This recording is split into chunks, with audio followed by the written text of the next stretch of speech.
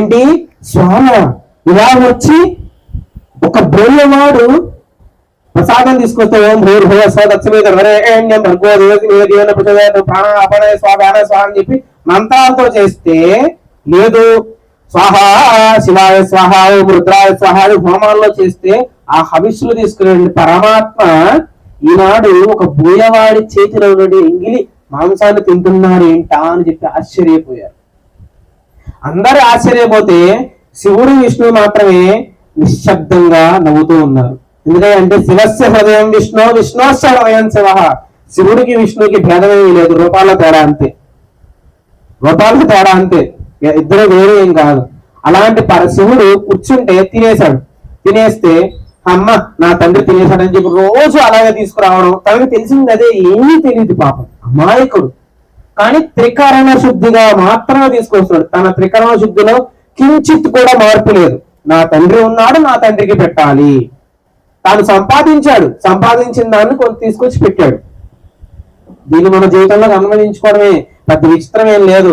నేను నెల జీతం సంపాదించుకుంటున్నానండి, నెల జీతంలో కొంత భాగాన్ని పరమాత్మ కోసం, ధర్మ దేశ రక్షణ కోసం కొంత పక్కన పెట్టుకుంటాం, కొంత నా కుటుంబాన్ని పోషించడం కోసం, కొంత నా కుటుంబాన్ని భవిష్యత్తులో ఎటువంటి ఇబ్బందులు కలిగితే వాటి కోసం రక్షించుకోవడానికి కొంత, అలా సేవ్ చేసుకోవడం మానేసి శాలరీ వచ్చిందా డిమార్ట్కి వెళ్దామా, బిగ్ బజార్కి వెళ్దామా, లేదంటే ఫ్లిప్కార్ట్ కొడదామా, ఇలా మొత్తం నాశనం చేస్తుంటే ఎక్కడ నిలబడుతుంది ధనం, ఎక్కడ ఉంటుంది ఆనందం?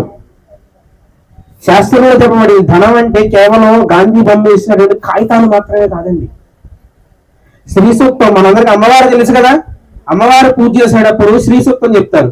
ధనం అగ్ని ధనం వాయురు ధనం సూర్యో ధనం వసుడు ధనం ఇంద్రో బృహస్పతి వరుణం ధనమశ్నుతే అని చెప్పి. ధనం అంటే వాయువు.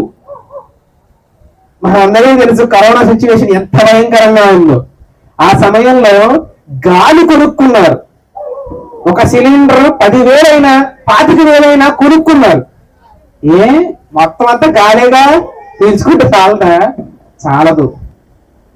అలాగే పరమాత్మ కూడా అంతటా వ్యాపించి ఉన్నా కూడా ఒక రూపంతో కలసంలో పెట్టి ఎందుకు ఆరాధిస్తున్నాం అంటే ఒక సిలిండర్ లాంటిది.